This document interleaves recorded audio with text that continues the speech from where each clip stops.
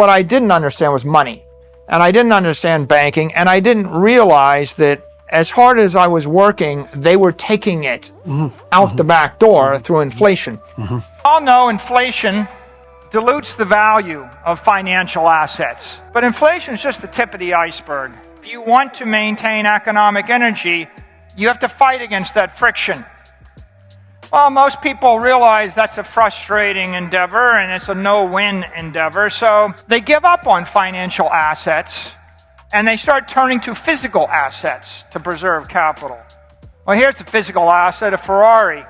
Not a good way to keep your money forever, though. If I give you an inflation rate of 2% and the supply of gold, the economic half-life of your wealth is 36 years. When I give you an inflation rate of 0% in your digital gold, the half-life of your economic wealth is infinite. It is forever. The difference between 2% inflation and 0% inflation is you're dead in 36 years with 2% inflation and you live forever with 0% inflation. Next time someone tells you that it's just a little bit of inflation and the 2% doesn't matter, I just want you to think about that, the half-life of 36 years versus the half-life of 1 billion years. A conventional view of inflation as CPI understates the human misery that's inflicted upon the working class. If everybody tells me inflation rate's 2% or 5%, but the houses are costing 20% more, or 15% more, so how is it I'm supposed to actually buy something? Inflation is not 2%. Inflation is not the CPI. It's not 7.5%. Inflation, properly understood, is simply the rate at which the price of anything appreciates in the currency, which is the frame of reference. So what's the real inflation rate? It's a vector, right? It's not a scalar. A scalar is like 2%. No, it's not. It's like an n-dimensional vector, and there's a different inflation rate for everything in every place for every time period, dynamically evolving, right? Once you understand that, you realize that there's probably two inflation rates of interest. One inflation rate is the rate at which cost of living is going up for a middle-class family. That's not the CPI, because the CPI is a manipulated market basket that is engineered not to go up in price very fast. Most average people would find that their inflation rate is higher than the CPI. You can also calculate an asset inflation rate. That's the cost of getting rich or staying rich. If you want to be wealthy, it's not good enough to keep up with CPI. You have to actually keep up with the rate at which assets are appreciating. But if you look at the S&P index, which is a market basket of desirable companies, that gives you a surrogate for a monetary inflation rate. The monetary inflation rate's been running 7 to 10% a year in the US at the same time that the CPI has been running 1%. If you understood that, you understand that your cost of capital is more like 10%, which meant that any investment you made that didn't yield 10% was making you poorer. So once you understand inflation is a vector, then you stop paying attention to just one cherry-picked number. For example, during the pandemic, the response of the political apparatus was to lower interest rates to zero and to start buying assets, in essence printing money. And the defense was there's no inflation. But of course, you had one part of the economy where it was locked down, so it was illegal to buy anything. It was either illegal or it was impractical. So it would be impossible for demand to manifest. So of course there is no inflation. On the other hand, there was instantaneous, immediate inflation in another part of the economy. Bond market had hyperinflation within minutes. You can pretty much create any inflation rate you want by constructing a market basket, right? A weighted basket of products or services or assets that yield you the answer. In the conventional economic world, you would treat inflation as the rate of increase in price of a market basket of consumer products, defined by a government agency. Define a synthetic metric, right? I mean, I'm going to say you should have 1,000 square foot apartment. Now 10 years go by and the apartment costs more.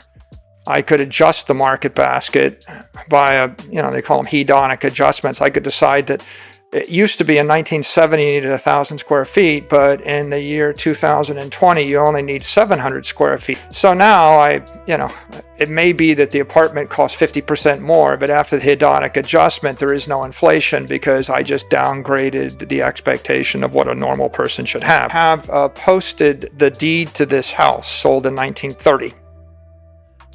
Okay, and the number on that deed is $100,000. 1930. And if you go on Zillow and you get the Z estimate, is it higher than that? No. $30,500,000. Yeah. So that's 92 years, 1930 or 2022. And in 92 years, we've had 305x increase in price of the house. Now, if you actually back calculate, you come to a conclusion that the inflation rate was approximately 6.5% a year, every year, for 92 years. Nobody in government, no conventional economist that would ever admit to an inflation rate of 7% a year in the US dollar over the last century. So Jerome Powell turns around and lowers the interest rates and lowers the interest rates, and pretty soon we've got interest rates going from 250 basis points, like overnight rates, to zero. Well, what happens to the stock market? And this is the most perverse thing imaginable. By the summer of 2020, all of the stocks have recovered. It's like, oh, we had a crisis, but we solved it by taking the interest rate to zero. We printed money. The government printed money. We had hyperinflation, not in consumer products, not in producer products. We had hyperinflation in financial assets. That hyperinflation meant that the stock market rallied, real estate rallied. If you owned a portfolio of real estate or portfolio of stock, you got rich. That's my criticism of economists is rather than embracing inflation based upon its fundamental idea, which is the rate at which the price of things go up, right?